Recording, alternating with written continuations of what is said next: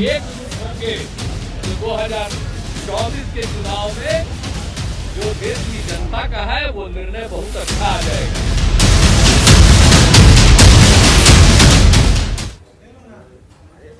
नमस्कार, सुबह के 10 बजने वाले हैं। वक्त है अपना बिहार का और मैं हूं आपके साथ विभा उपाध्याय।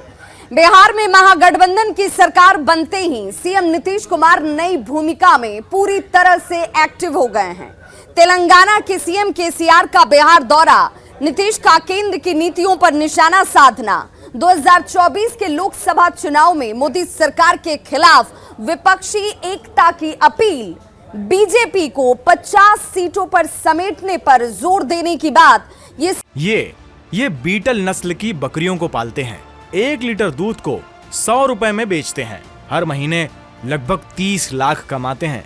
आपको इनसे सीखना है तो फ्रीडम ऐप को अभी डाउनलोड कीजिए। सारी बातें बता रही हैं कि सीएम नीतीश कुमार की नजर पीएम की कुर्सी पर है, लेकिन बड़ा सवाल ये कि उनका ये ख्वाब पूरा हो पाएगा।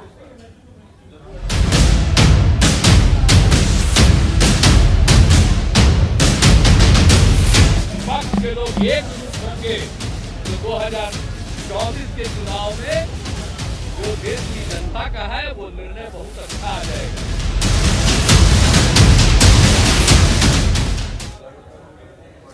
तो बिहार में दिखा अब भारत में दिखेगा का नारा वाला पोस्टर बहुत कुछ कह रहा है। ये पोस्टर जेडीयू का है और सीएम नीतीश कुमार के लिए लगाया गया है। ये पोस्टर सीएम नीतीश के मिशन दिल्ली की कहानी कह रहा है। ये पोस्टर सीएम नीतीश कुमार के ख्वाब को बयां कर रहा है। पटना में जेडीयू की अहम बैठक के बाद कल सीएम नीतीश कुमार ने विपक्षी दलों से मोदी सरकार के खिलाफ एकजुटता की अपील कर दी। यहां तक कह दिया कि वो दिल्ली जाएंगे। साफ है कि सीएम जब दिल्ली जाएंगे तो विपक्षी नेताओं से मुलाकात करेंगे और उन्हें एकजुट करेंगे।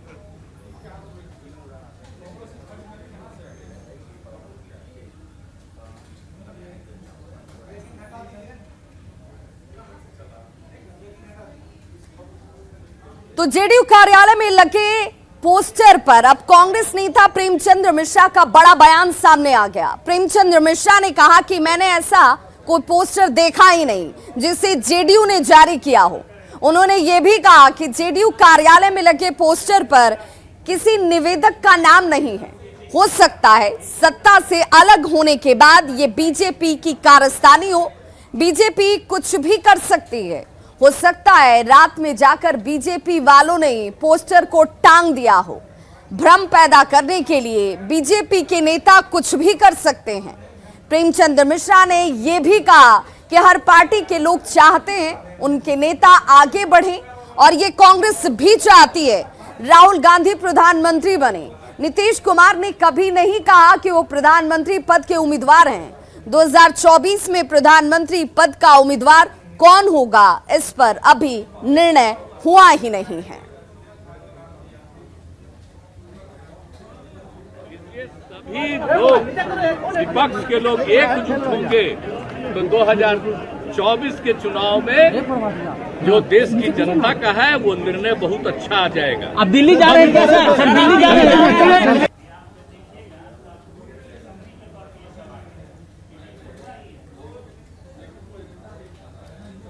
तो ये वो तस्वीर है जो कल की बैठक की है, लेकिन इस तस्वीर के बाद जो बयान मुख्यमंत्री नीतीश कुमार का आया वो बिहार की सीमा से आगे निकलकर देश का प्रतिनिधित्व करने तक पहुंच गया। दिल की बात जुबान पर आते आते जरूर रह गई हो, लेकिन जो जानकार हैं वो मानते हैं कि टारगेट अगर कुछ है तो सिर्फ और सिर्फ 2024 है। इसीलिए नीतीश कुमार ने ये जरूर कह दिया कि हम अगर साथ होंगे तो वो ताकत बड़ी होगी और इस बड़ी ताकत से बड़ी बात बनेगी। और नीतीश की ताकत, ये वो ताकत है जो नीतीश कुमार को इस महत्वाकांक्षा को, इस ख्वाहिश को पालने के लिए मजबूर करती है या उन्हें ताकत देती है। महिला सशक्तिकरण जो उनका यूएसपी रहा है, जातीय समीकरण में बेहतरीन उनकी प्लानिंग, बेदाग छवि उनकी सबसे बड़ी ताकत के तौर पर माना जाता है। समाजवादी चेहरा जिनके ऊपर कोई दाग नहीं है। हिंदी बेल्ट की बात की जाए, हिंदी पट्टी की बात की जाए तो वहां पर उनकी पहचान और यही वो पहचान है जिसके साथ वो अब दिल्ली तक जाने की राह को तय करना चाहते हैं। लेकिन कई कमजोरियां हैं जो उनके आड़े भी आएंगी। पटना की सड़कों पर एक तस्वीर लोगों के बीच इस वक्त आकर्षण का केंद्र बन गई है। वो तस्वीर देखना और जानना जरूरी है। पोस्टर में नीतीश कुमार की तस्वीर के साथ कुछ शब्द लिखे गए जो नीतीश कुमार को लेकर एक बड़ा इशारा कर रहे हैं, और इशारा कि नीतीश कुमार अब केंद्र की राजनीति में मुखर होने वाले हैं। ये वो तस्वीर है जो आपको पटना की सड़कों पर और मुख्य चौराहे पर नजर आ जाएगी, और इसी पोस्टर का जायजा लिया हमारे सहयोगी आनंद अमृतराज ने। कहते हैं कि तस्वीरें बहुत कुछ बोलती हैं और बहुत कुछ इशारा भी करती है। कुछ ऐसी ही तस्वीर पटना के सड़कों पे लगी हुई है जिसमें जो लिखा हुआ है वो बहुत कुछ इशारा कर रहा है नीतीश कुमार को लेकर। ये तस्वीर देखिए जिसमें नीतीश कुमार के चेहरे के साथ साथ कुछ लाइनें लिखी हुई हैं जो आने वाले समय में नीतीश कुमार देश के राजनीति में क्या कुछ करने वाले हैं उसका इशारा मिलता है। इस तस्वीर में लिखा हुआ है बिहार में दिखा भारत में दिखेगा। जी हाँ, एक बार फिर से मैं आपको बता दूं, उसमें लिखा हुआ बिहार में दिखा भारत में दिखेगा। और इस पूरे पोस्टर में सिर्फ नीतीश कुमार की तस्वीर और जेडीयू का जो चुनाव चिन्ह है तीर छाप उसकी तस्वीर। यानी कि भले ही नीतीश कुमार इस बात से इनकार कर रहे हैं कि राष्ट्रीय राजनीति में वो कदम तो रख रहे हैं लेकिन वो प्रधानमंत्री पद के दावेदार नहीं हैं, उम्मीदवार नहीं हैं, लेकिन इस तस्वीर में जो कुछ लिखा हुआ है जेडीयू के कार्यकर्ताओं की तरफ से वो साफ है कि नीतीश कुमार को लेकर जेडीयू ने बहुत ज़्यादा उम्मीदें बांध ली हैं। और उसी उम्मीद के तहत जो लाइनें लिखी हुई हैं कि बिहार में दिखाई, यानी कि नीतीश कुमार पिछले 17 सालों से बिहार के मुख्यमंत्री के तौर पे काम कर रहे हैं, अब वो भारत में दिखेंगे। यानी कि नीतीश कुमार की भूमिका राष्ट्रीय राजनीति में बहुत महत्वपूर्ण होने जा रही है। और नीतीश कुमार 1 या 2 दिनों के बाद जब दिल्ली रवाना होंगे और विपक्षी नेताओं के साथ मुलाकात कर एक मजबूत विपक्ष बनाने की कोशिश करेंगे, तो उसका इशारा 2 दिनों के कार्यकारिणी के बैठक में तो मिल ही रही थी, नेताओं के बयान से तो मिल ही रही थी, लेकिन अब पटना के सड़कों पे जो पोस्टर लगा हुआ है उसमें इशारा साफ है कि नीतीश कुमार बहुत जल्द राष्ट्रीय राजनीति में सक्रिय भूमिका निभाते नजर आएंगे। कैमरामैन मनीष जुनेजा के साथ आनंद अमृतराज, न्यूज 18 नेटवर्क, पटना। तो इन लाइनों को समझने वाले और जानने और पहचानने वाले जानकार ये कह रहे हैं कि अब केंद्र की राजनीति की तरफ नीतीश कुमार का रुख बढ़ रहा है। भले ही सीएम नीतीश कुमार सार्वजनिक रूप से इस पीएम पद पर दावेदारी की बात से इनकार करते रहे हैं, लेकिन उनकी ही पार्टी के नेता, उनके समर्थक और उनके सहयोगी उन्हें पीएम पद के दावेदार के रूप में पेश करने से कतई परहेज नहीं करते। नीतीश के समर्थन में जेडीयू कार्यालय के पास लंबा चौड़ा एक पोस्टर लगा दिया गया। पोस्टर में नीतीश के केंद्र की राजनीति में आने की बातें कही गई। पोस्टर में बिहार में दिखा देश में दिखेगा का नारा लिखा गया है। पोस्टर पर हो रहे विवाद को खत्म करते हुए जेडीयू नेताओं ने कह दिया कि पार्टी ने लगाया है पोस्टर और अपने नेता को आगे पार्टी देखना चाहती है, कार्यकर्ता देखना चाहते हैं। सीएम नीतीश कुमार की मौजूदगी में जेडीयू कार्यालय में देश का नेता कैसा हो, नीतीश कुमार जैसा हो के नारे लगे। डिप्टी सीएम तेजस्वी यादव ने नीतीश कुमार को पीएम पद का दावेदार पहले ही बता दिया है। सीएम नीतीश कुमार ने मोदी सरकार के खिलाफ विपक्षी दलों से एकजुटता की अपील भी कर दी है, और इसीलिए यह बार बार कहा जा रहा है कि अब राजनीति केंद्र की तरफ नीतीश कुमार के आगे बढ़ती हुई। सीएम नीतीश ने दिल्ली का ख्वाब देखा है, वो पीएम की कुर्सी का ख्वाब देख रहे हैं, लेकिन यहीं से सवाल खड़ा होता है, सवाल उठता है कि क्या उनका यह ख्वाब पूरा हो पाएगा। उनकी राह में कितने रोड़े हैं ये जानना और समझना भी जरूरी है। पीएम मोदी की राष्ट्रीय पहचान है, वो राष्ट्रीय नेता हैं, लिहाजा उन्हें चुनौती देना नीतीश कुमार के लिए बेहद मुश्किल होगा। पीएम मोदी की पार्टी एक अखिल भारतीय राष्ट्रीय पार्टी है, जबकि जेडीयू की अगर तुलना उसके सामने की जाए तो एक नितांत क्षेत्रीय पार्टी के तौर पर है। बिहार में उनकी हैसियत एक तीसरे नंबर की पार्टी के रूप में है। महज कुछ सांसदों के बल पर नीतीश कुमार मिशन मुश्किल में पड़ सकता है। उनका जो ये मिशन है, जिस ख्वाहिश को वो पाल रहे हैं, उनका ये मिशन मुश्किल में पड़ सकता है।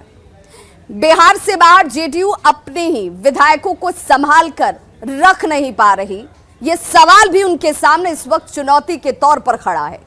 अरुणाचल प्रदेश एक उदाहरण, और हाल के दिनों में मणिपुर में जेडीयू के अपने ही विधायकों ने उनका साथ छोड़ दिया। ऐसे में दूसरे लोग कितने नीतीश कुमार के साथ आके खड़े हो पाएंगे, ये एक बड़ा सवाल है। नीतीश की राह में उनके सहयोगी ही बाधा बनकर खड़े हैं। बिहार में उनकी कांग्रेस कभी भी पीएम पद के लिए राहुल गांधी से अलग किसी और नाम को सुनना पसंद नहीं करती, क्योंकि महागठबंधन की सरकार है और इस सरकार में कांग्रेस भी सहभागी है।